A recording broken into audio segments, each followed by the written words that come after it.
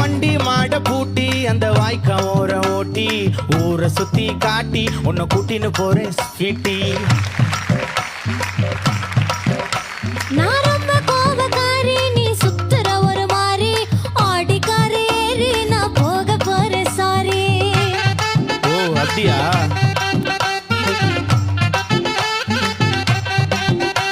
நான் வைக்க மாட்டேன் தாடி, நீ வேணா எனக்கு போடி. இந்த மாமாவை தான் தேடி உன் தங்கச்சி வர ஓடி.